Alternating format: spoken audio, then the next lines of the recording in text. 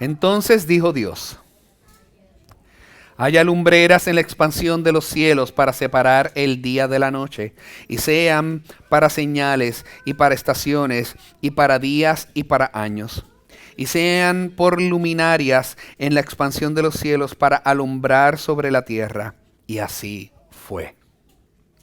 Dios hizo las dos grandes lumbreras, y la lumbrera mayor para dominio del día y la lumbrera menor para dominio de la noche. Hizo también las estrellas. Dios las puso en la expansión de los cielos para alumbrar sobre la tierra, y para dominar el día y la noche, y para separar la luz de las tinieblas. Y Dios dijo que era bueno. Y fue la tarde y fue la mañana el cuarto día. Entonces dijo Dios: llénese las aguas de las multitudes de seres vivientes, y vuelen las aves sobre la tierra en la abierta expansión de los cielos. Y Dios creó los grandes monstruos marinos y todo ser viviente que se mueve, de las cuales según su especie están llenas las aguas, y toda ave según su especie. Y Dios vio que era bueno. Dios los bendijo diciendo: sean fecundos y multiplíquense y llenen las aguas en los mares y multiplíquense las aves en la tierra. Y fue la tarde y fue la mañana el quinto día. Entonces dijo Dios: produzca la tierra seres vivientes según su especie, ganados, reptiles y animales de la tierra según su especie. Y así fue. Dios hizo las bestias de la tierra según su especie, y el ganado según su especie, y todo lo que se arrastra sobre la tierra según su especie. Y Dios vio que era bueno. Y dijo Dios: hagamos al hombre a nuestra imagen, conforme a nuestra semejanza, y ejerza dominio sobre los peces del mar, sobre las aves de los cielos, sobre los ganados, sobre toda la tierra, y sobre todo reptil que se arrastra sobre la tierra. Dios creó al hombre a imagen suya. A imagen de Dios lo creó. Varón y hembra los creó. Dios los bendijo y les dijo: sean fecundos y multiplíquense. Llenen la tierra y sométanla. Ejerzan dominio sobre los peces del mar, sobre las aves del cielo y sobre todo ser viviente que se mueve sobre la tierra. También les dijo Dios: miren, yo les he dado a ustedes toda planta que da semilla que hay en la superficie de toda la tierra, y todo árbol que tiene fruto que da semilla, este les servirá de alimento. Y a todo animal de la tierra, a toda ave de los cielos y a todo lo que se mueve sobre la tierra y que tiene vida, les he dado toda planta para alimento. Y así fue. Dios vio todo lo que había hecho, y era bueno en gran manera. Y fue la tarde y fue la mañana el sexto día. Oh, amados, hay una pregunta en la que mucha gente allá afuera en el mundo, y tal vez algunos aquí en esta tarde, está luchando en su corazón en silencio. Aunque nunca lo verbalicen con sus palabras, llega esta pregunta: ¿de verdad significa algo mi vida? ¿O solo me he vuelto bueno fingiendo que es buena mi vida? Tú lo puedes ver en las personas que construyen toda su identidad en la productividad. Están aterrados de lo que quedará de ellos el día que dejen de producir. Lo ves como una epidemia silenciosa en quienes han decidido que la respuesta más segura para ellos es no tener ninguna respuesta. Ellos piensan que son solo átomos que terminaron acomodándose en forma de persona, viviendo unas cuantas décadas antes de dejar de importar. Oh, y si eso fuera cierto, esos momentos donde ellos sienten una punzada en su corazón cuando miran el atardecer, o cuando sostienen por primera vez un recién nacido en sus brazos, ellos terminarían creyendo que es solo un truco cruel que el cerebro juega para mantenerlos a ellos activos. Esa pregunta tiene un impacto real que está afectando nuestro mundo ahora, en nuestra vida diaria. Porque genera inquietudes. Ese ritmo frenético por querer hacer siempre más. La sensación de desconexión emocional o el ir cambiando de identidad constantemente. Y todo nace de un miedo silencioso que a veces nosotros preferimos callar. Y es la pregunta, ¿realmente importa lo que hacemos? Pero, si es todo lo contrario, si existe un Dios que te creó con un propósito, que pensó detenidamente en ti y que te escribió como si fuese un poema, como vamos a ver más adelante, en lugar de fabricarte como un simple ensamblaje de una maquinaria, entonces todo eso cambia. No se trata de cambiar tu visión del universo, sino de transformar la perspectiva que tú tienes sobre los pilares que sostienen tu propia vida. Y Génesis 1, versos 14 al 31, aborda ese interrogante con una claridad inigualable en las Escrituras. Él nos muestra a un Dios que no solo preparó el escenario, como hemos visto en nuestros sermones anteriores, sino que lo llenó por completo. No solo construyó el mundo, lo coronó. Al llegar al final de este pasaje, es mi anhelo que ustedes puedan ver que esa inquietud que el mundo ha encontrado sentido, que no es una burla del destino, es una señal que nos apunta y siempre nos ha estado apuntando hacia algo. Y hoy vamos a descubrir hacia dónde.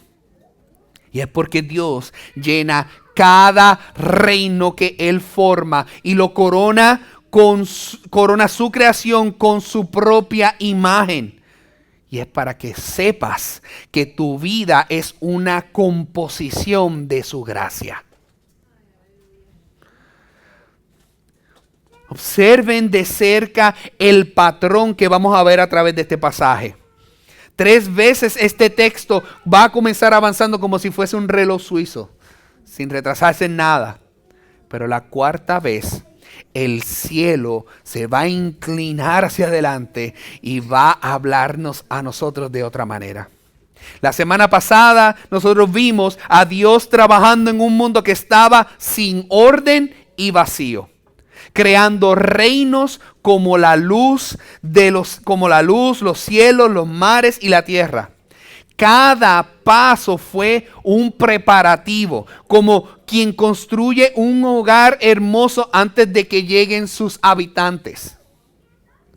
Y hoy nosotros veremos cómo Dios mismo finalmente lo llena todo.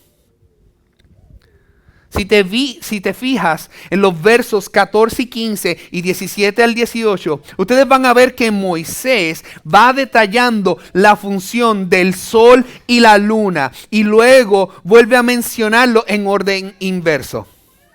Y justo en el centro de esos 2 versículos nosotros vemos el verso 16. Dios hizo 2 grandes lumbreras. Ahora bien, amados, Moisés ya tenía palabras perfectamente buenas para decir sol y luna. Él las conocía y las va a describir más adelante en Génesis. Pero se negó de manera simple usarlas para esta porción de este pasaje. ¿Por qué Moisés evitaría, teniendo ya las palabras comúnmente, para poder describir precisamente lo que él está tratando de describir? Recordemos su audiencia original. Es de Israel. Porque en Egipto el único lugar que el único hogar que Israel tenía como pueblo y que ellos habían conocido, esas palabras no eran solamente sustantivos, tenían nombre. Ra, Thot.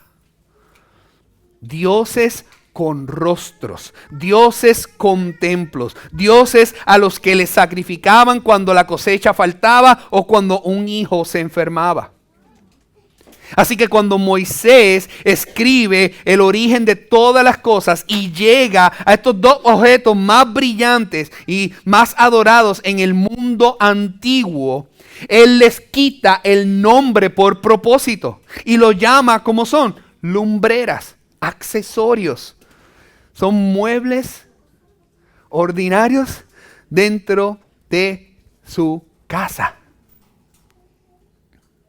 Y este es el detalle que a mí me encanta sobre este pasaje. Tras poner tanto empeño en describir el sol y la luna, Moisés menciona las estrellas como si fueran algo secundario. No tienen verbos especiales ni grandes descripciones.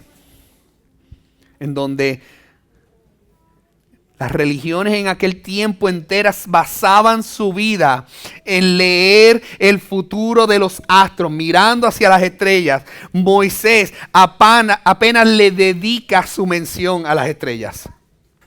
Y créanme, esto no es un descuido del autor, sino una forma muy elocuente de poner cada cosa en su lugar. Estos eran israelitas que acababan de salir de una nación obsesionada con el Dios del sol, a punto de entrar a otra tierra obsesionada con los cielos. Y Dios les dice: esas cosas que ustedes temen, yo las creé. Trabajan para mí. Así que no se dejen llevar por ellas.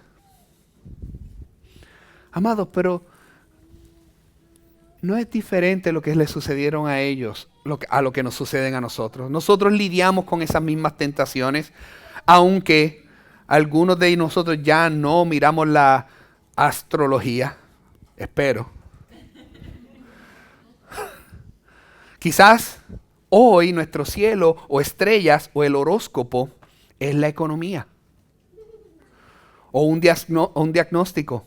O lo que otros piensen de nosotros, o el ciclo de las noticias o las políticas que determinan si nosotros vamos a dormir bien o no ese día. Cada mañana nos levantamos y comenzamos a escanear algo con la misma expectativa con lo que los antiguos sacerdotes observaban las estrellas, tratando de descubrir si su día iba a estar a su favor o iba a estar en contra. Así que nosotros cambiamos los cielos y las estrellas por el temor, por otra cosa. Pero sigue siendo lo mismo. Y Génesis 1, verso 14, se acerca directamente a lo que sea que eso represente para ti y te está diciendo: eso gobierna lo que yo le mandé a gobernar. Y fue diseñado para gobernar. Y tiene un trabajo y tiene una labor, pero no tiene ningún trono. Solo yo tengo el trono. Y eso es una buena noticia para nosotros, porque cuando nosotros entendemos que todo lo que fue creado es en realidad un siervo de su creador y no un Dios que está ausente, que ellos desconocen su voluntad, porque podría ser algo que tú desconoces la voluntad de un Dios ajeno, resulta aterrador para ellos, porque ellos no saben cuándo esos dioses se van a ir en contra de ellos. No, aquí como se sujetan a un Dios verdadero, que gobierna todas las cosas, nosotros sabemos cuál es su resultado. Y así el cuarto día cierra igual que los otros días anteriores. De manera firme, de manera confiable, como un reloj. Y ahora nos encontramos sobre las aguas. Y nosotros deberíamos de esperar este mismo patrón. Pero también estamos a punto de encontrarnos con algo que el mundo antiguo temía inclusive más que las estrellas. Algo que vivía en las profundidades y perseguía sus pesadillas. Entonces dijo Dios: llénense las aguas de multitudes de seres vivientes y vuelen los aves sobre la tierra en la abierta expansión de los cielos. Y Dios creó los grandes monstruos marinos y todo ser viviente que se mueve, de los cuales según su especie están llenas las aguas, y toda ave según su especie. Y Dios vio que era bueno. Dios los bendijo diciendo: sean fecundos y multiplíquense y llenen las aguas en los mares y multiplíquense toda la ave en la tierra. Y fue la tarde y la mañana el quinto día. Amado, en la superficie, esto parece ser un pasaje bien sublime, bien simple del capítulo. Ustedes dicen: oh, pececitos, oh, aves volando. Multitudes de vida llenándose sobre las aguas y que Dios separó en el segundo día. Pero en realidad, a escondidas, si nosotros darnos cuenta, en el verso 21 hay una palabra en el hebreo que le habría revuelto el estómago a cualquier lector de aquel tiempo. Eso que nosotros vemos traducido aquí como los grandes monstruos marinos. Nosotros ahora, con todo el conocimiento de la biología y la ciencia, nosotros vemos eso y a nosotros nos viene: oh, esos son ballenas, peces grandes, no hay ningún problema con eso. Pero para los vecinos de Israel, esa palabra significaba el monstruo. El dragón de las profundidades. Los cananeos lo llamaban Lotán. Un enemigo tan temible que su mismo dios Baal tuvo que ir a guerra contra él solo para traer orden al mundo. En todas esas historias paganas, el orden no llegó fácilmente. Alguien tenía que tener una batalla para obtenerlo. Y Moisés toma esa palabra, la palabra más aterradora en el vocabulario antiguo, y se la entrega a Dios como si fuera un juguete. Y Dios creó esos grandes monstruos marinos. Y ya, eso es todo. Sin batalla, sin guerra, cuyo resultado estuviera como que en duda si en algún momento se podría escapar. No, Dios no tuvo que derrotar a ningún monstruo, porque Él los creó. Y Él los bendijo. Y les dijo: tengan bebés. Amados, esta es la primera bendición en toda la Biblia. No se la dio a Adán de multiplicarse, no se la dio a Eva, sino a los peces y las aves. Antes de bendecir jamás a un ser humano, ya está derramando su generosidad sobre sus criaturas y ni siquiera ellas pueden dar gracias todavía. Y así llega el quinto día y cierra de la misma manera que el cuarto. Es un mandato, un cumplimiento, una bendición, tarde y mañana. Firme, como siempre. Y ahora entramos al sexto día. Observen cómo el patrón se comienza a sostener una vez más, porque va a cambiar, está a punto de cambiar en el próximo respiro. Entonces dijo Dios: produzca la tierra seres vivientes según su especie, ganados, reptiles y animales de la tierra según su especie. Y así fue. Dios hizo las bestias de la tierra según su especie, y el ganado según su especie, y todo lo que se arrastra sobre la tierra según su especie. Y Dios vio que era bueno. A primera vista, nosotros podría parecer esto como un relleno más en camino hacia el versículo 26, donde realmente comienza la acción. Pero no pasemos por alto muy rápido, pasemos esta página muy rápido. Fíjense aquí que es aquí la tierra misma la que cobra vida, tal como ocurrió en el tercer día. Dios habla y al instante el suelo bajo nuestros pies responde con obediencia, cooperando para dar lugar tanto al ganado en el campo como a la pequeña hormiga que nosotros vemos precisamente frente a nuestro hogar. Hasta la tierra sabe cuando la voz de su creador habla para responder en obediencia. Fíjate las categorías que nos ofrece la palabra: ganado, reptiles y animales de la tierra. Cada criatura, ya sea el perro de la familia que ustedes tienen en su casa o el ratón que ustedes quieren que esté lejos de la cocina, es clasificada, es nombrada y se le da su lugar. Dios no solo está llenando la tierra de vida, le está llenando de orden. Piensa en esto. A diferencia de los peces y las aves, si lees, estos animales no reciben una bendición especial todavía. Eso no es un descuido de parte de Dios. Él está guardando algo mucho más grande y personal para después. Esta pausa no significa un vacío, es una pura anticipación. ¿Cuándo va a llegar? ¿Cuándo va a llegar? ¿Notas cómo va cambiando el patrón? Mientras que los primeros 5 días avanzaron y avanzaron con una fluidez muy bien, el 6º día comienza ahora a ir más despacio, a tomarse su tiempo, a añadir más palabras, más detalles y a dar un poco de más profundidad en el mensaje de Dios que no se ven en los días anteriores. Yo solo me imagino a Moisés mientras está escribiendo ahí. Y él está contándonos esta historia. Este es el momento que él comenzaría a bajar su voz para que tú comiences a acercarte a prestar atención.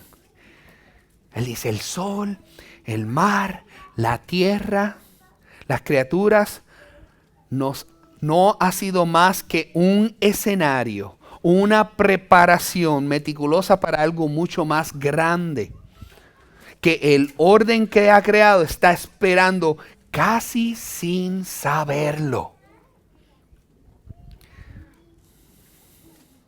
Ya el escenario está listo. Y ahora por primera vez en estos 6 días, Dios hace una pausa de su patrón y deja de hablar sobre el mundo que lo rodea para empezar a hablarnos a nosotros de sí mismo. Entonces dijo Dios: hagamos al hombre a nuestra imagen, conforme a nuestra semejanza. 5 veces ya Dios ha hablado al mundo, a la existencia, con un mandato sencillo: sea. Pero miren, ahora ya Él no dice sea, Él dice hagamos. Por primera vez Dios deja de hablar sobre el mundo y comienza a hablar sobre sí mismo. Esto es una deliberación. El Padre, el Hijo y el Espíritu Santo. El mismo Espíritu Santo que se movía sobre las aguas desde el versículo 2, consultando juntos. Cada otra criatura llegó a existir porque Dios habló hacia afuera. Pero el hombre llega a existir porque Dios primero habló hacia adentro, hacia sí mismo. Imagínate esto: antes de que existiera un solo ser humano sobre la tierra, ya había una conversación especial ocurriendo dentro del mismo ser de Dios. Ustedes pueden sentir la profundidad de lo que se está comunicando aquí. Amados, ustedes no son una ocurrencia tardía.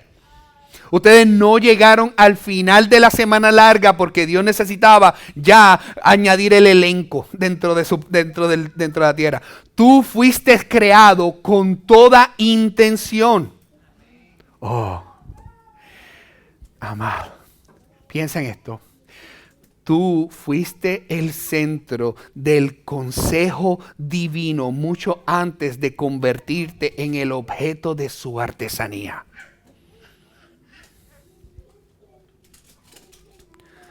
Dios creó al hombre a imagen suya, varón y hembra los creó.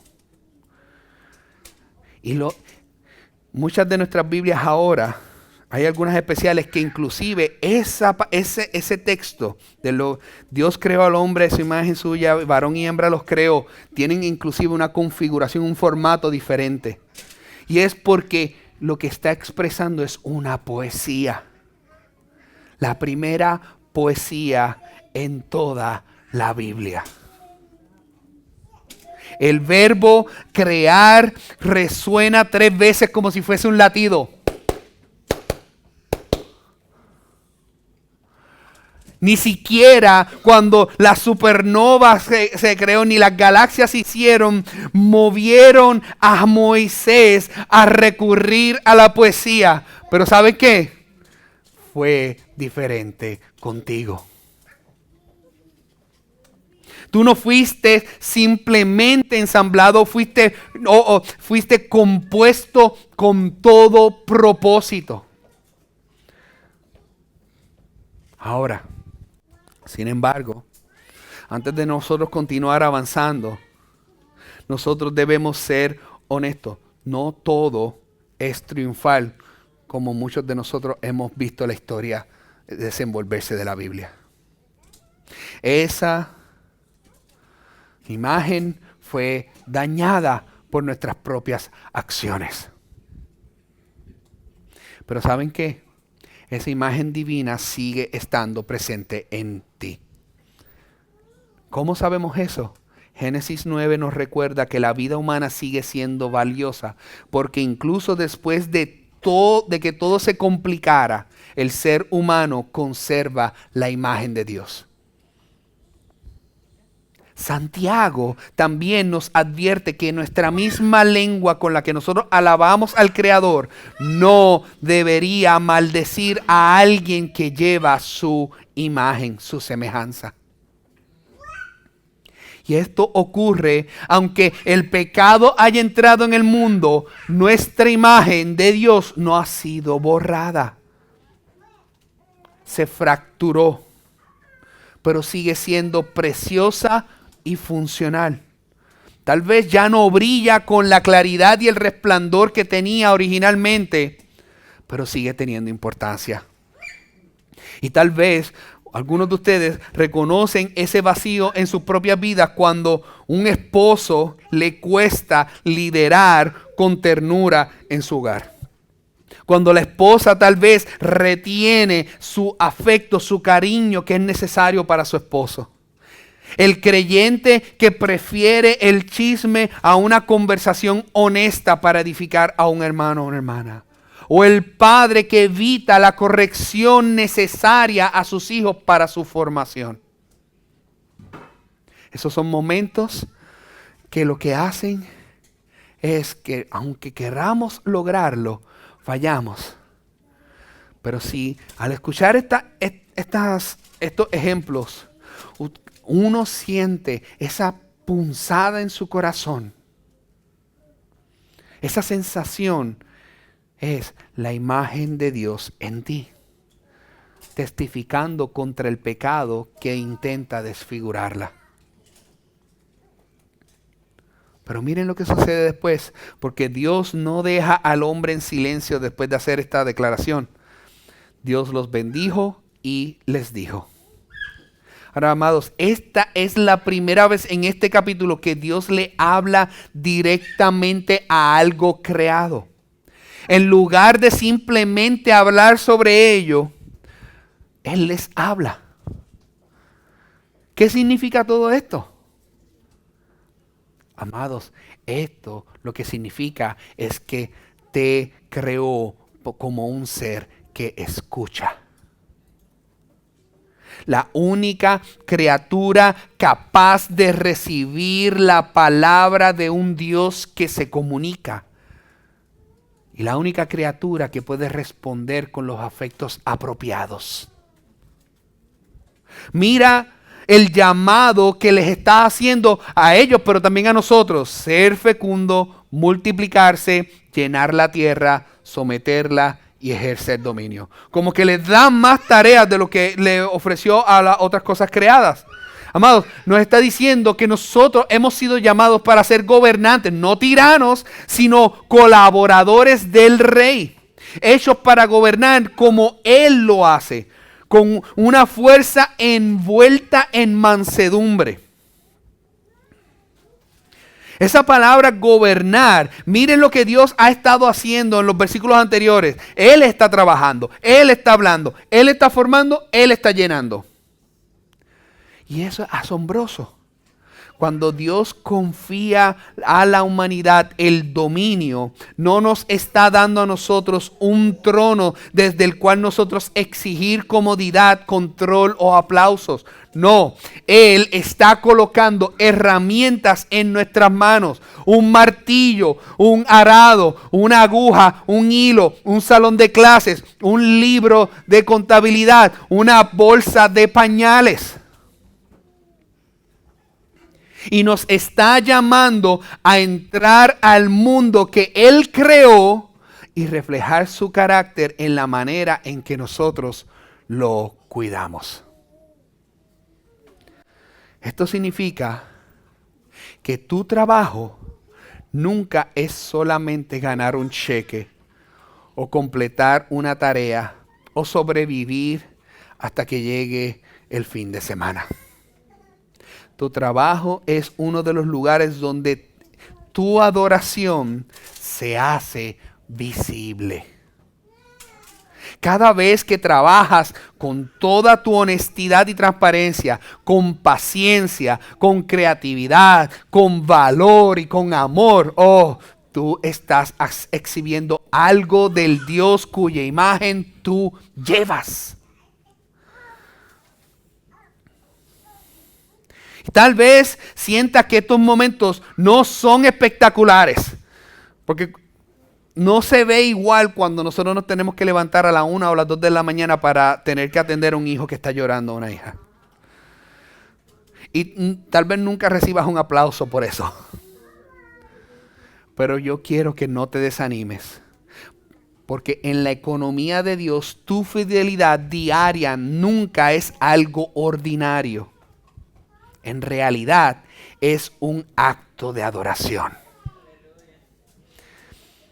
Es un eco pequeño pero hermoso del Dios que habla, forma, llena, ordena y bendice. Así que cuando tú abras tus ojos el lunes en la mañana, no veas eso como una interrupción de tu vida espiritual. Ese momento donde tienes que ir a la cocina, donde tienes que ir a la oficina, donde vas al salón de clases, donde vas a la sala del hospital, donde te reúnes tal vez en una iglesia. Esos no son lugares donde termina no son lugares donde termina la adoración. Al contrario, son los lugares donde la adoración toma manos y toma pies. En cada tarea que se te ha confiado, Dios te está invitando a reflejar su bondad en el mundo que Él creó. A trabajar como quien ha sido creado por Él, bendecido por Él y llamado a representarlo. Y debajo de todas ambas realidades, de ser un oyente y un gobernante, hay algo muy tierno en este pasaje. En otro lugar en Génesis, este mismo lenguaje de imagen se conecta con nuestra filiación. Adán engendra un hijo. Génesis 5, verso 3. A su semejanza, conforme a su imagen. Y nosotros vemos luego, siglos después, que Lucas mirará hasta el final de esa línea familiar y llamará al mismo Adán Hijo de Dios. ¿Pueden verlo? Llevar la imagen es ser un hijo. No un empleado, no un proyecto, un hijo, una hija dirigido por un padre que bendice antes de mandar. Somos seres creados para ser oyentes de aquel que nos creó, para gobernar por aquel que reina sobre todas las cosas, e hijos de él. Eso fue para lo que fuiste hecho ser. Pero no termina ahí. Nosotros vemos como los versos 29 y 30, antes de que la humanidad haya sido hecha solo una sola cosa para merecerlo, antes de que Adán plantara su primera semilla o removiera, arrancara su primera mala hierba, Dios dice, miren, yo les he dado a ustedes toda planta que da semilla, esto les servirá de alimento. Dios está dando provisión, no recompensas, no logros. No les está dando, al contrario, les está dando un regalo, no un salario. A los animales se les extiende la misma gracia, toda planta verde dada sin condiciones. Estamos viendo a un Dios, a un Padre que alimenta a sus hijos antes que ellos les pidan. Que está llenando la mesa antes de que nadie se haya sentado en ella. Dios vio todo lo que había hecho y era bueno en gran manera. Todos los días anteriores terminó simplemente con un bueno. Pero aquí cierra con bueno en gran manera. El único momento en todo el capítulo donde la creación recibe un énfasis tan especial. El cielo, el mar, las criaturas y el ser humano, todo bajo la mirada del único juez cuyo veredicto realmente importa, fue declarado completo, formado, llenado, coronado. Amados, recuerden quién estaba escuchando esto primero. Era el pueblo de Israel. Un pueblo recién salido debajo de las botas de Faraón, oprimiéndolos.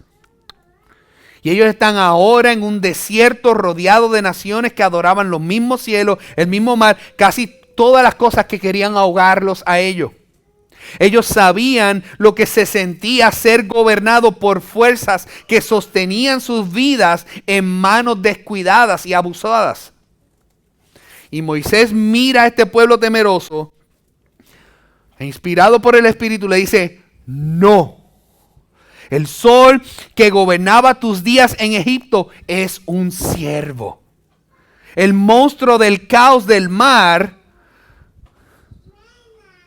es una criatura y nada porque nada hace porque es Dios quien se lo permite. Nada ante lo que jamás te has inclinado, que otras naciones se hayan inclinado, ocupan el trono. Dios es quien ocupa el trono. Y Él dijo, todo lo que he creado es bueno en gran manera. Sobre las mismas fuerzas que ellos creían que los controlaban,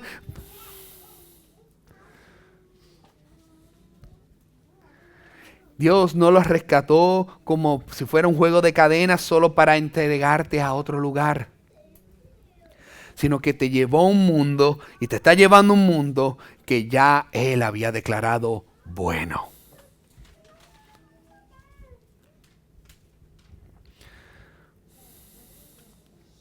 No como esclavo, sino como gobernante. Pero nosotros sabemos, muchos de nosotros sabemos que el veredicto de gran bueno no se sostuvo por tanto tiempo. La imagen se fracturó en un jardín.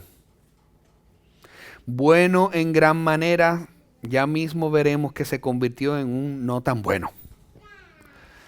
El gobierno que se nos dio, nosotros mismos lo destrozamos, aferrándonos como tiranos en lugar de gobernar como siervos.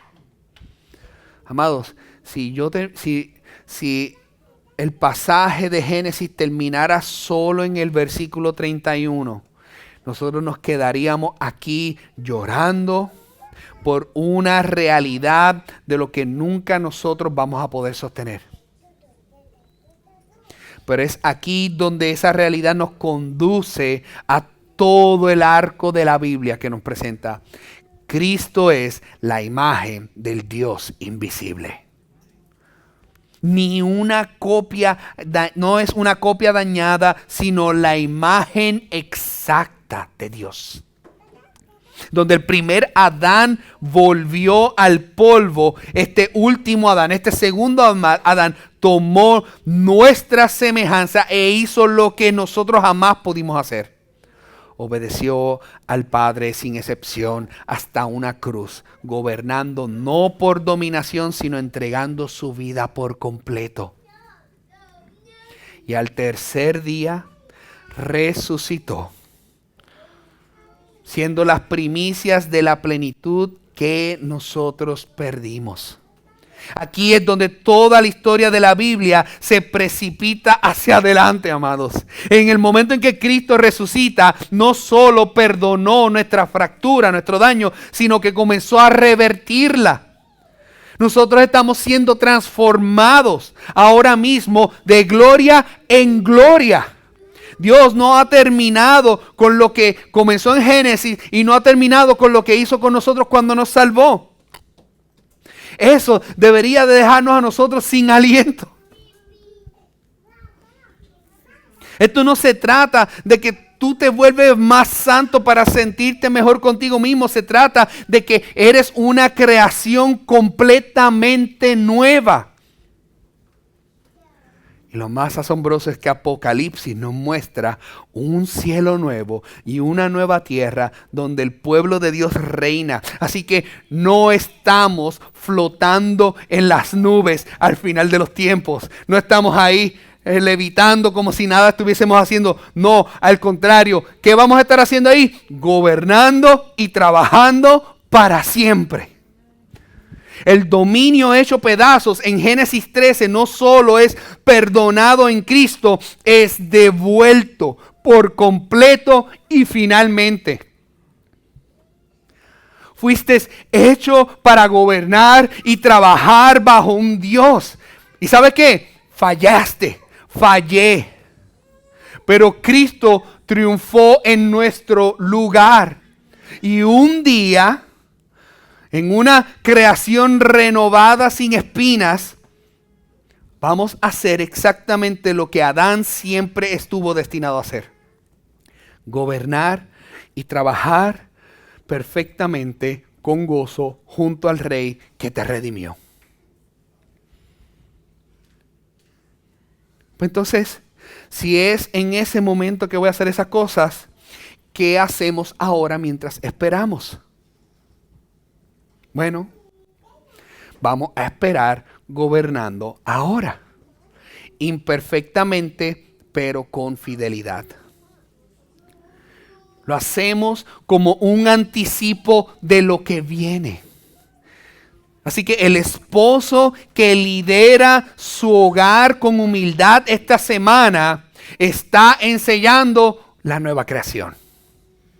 El creyente que dice la verdad en amor en lugar de chismear entre las sombras está ensayando la nueva creación. El padre que hace el trabajo difícil aunque esté cansado, en vez de evitar o evadir la corrección de sus hijos, está ensayando la nueva creación. Cada acto de trabajo fiel, el liderazgo fiel, el servicio fiel que tú ofreces durante la semana, por pequeño que sea, por desapercibido que pueda pasar, es un anticipo del reino donde harás esto a la perfección para siempre en un cuerpo y un mundo que ya no se resiste.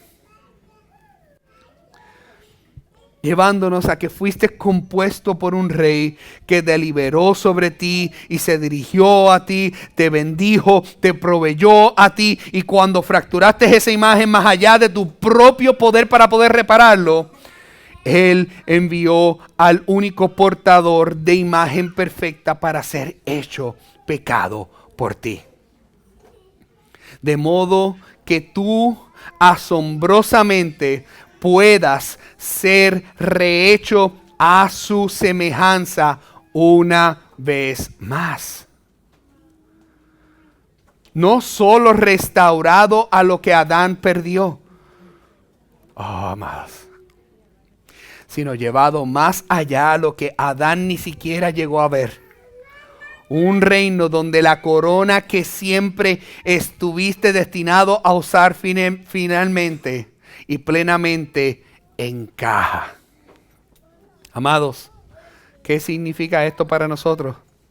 Significa que nosotros podemos responder a quienes aún todavía tienen dudas sobre sus vidas o que temen que ese anhelo profundo tiene sentido o algo. Y le podemos responder a ellos que no son fruto de algo, de una casualidad ni un accidente biológico, sino que fuiste planificado con intención por un Padre amoroso y maravilloso. Por un Hijo que también estuvo ahí y no tan solo lo hizo de distancia, sino que entró en nuestro mundo. Por un Espíritu Santo que no nos abandona en ningún momento. Mucho antes que existieran las estrellas, ya todo había sido conferido y consultado. Tú no eres un producto fabricado en serie. Fuiste creado con cuidado como un poema en las manos de un Dios maravilloso. El mismo Dios que llenó cada reino vacío de aquella primera creación con luz, vida y gloria, nunca ha dejado de llenar lo que forma, lo que significa que cuando sienten ustedes esa punzada en el corazón de que no están llevando a la imagen de Dios, es una prueba de que ha sido creado por un rey que llena, ha sido creado por un rey que corona y ha sido creado por un rey que incluso en estos momentos está haciendo todas las cosas nuevas. Así que suelta la ansiedad. Suelta el entumecimiento. No necesitas ya buscar desesperadamente un nombre que te defina, una identidad que te defina, porque ya tienes una. Y fuiste pronunciado sobre ti, sobre la fundación del mundo, que eres un portador de la imagen de Dios. Alguien que escucha su voz y puede responder a su voz. Alguien que ahora puede gobernar como un hijo o una hija amada. Ya tú no necesitas tener que mirar al cielo y escanear buscando una señal. Lo único que tienes que hacer es levantar tus ojos al trono de la gracia, a este rey que te formó y que te llenó y te coronó con su semejanza. Él es digno de tu adoración, no por tu desempeño, sino por el inmenso amor que Él te tiene.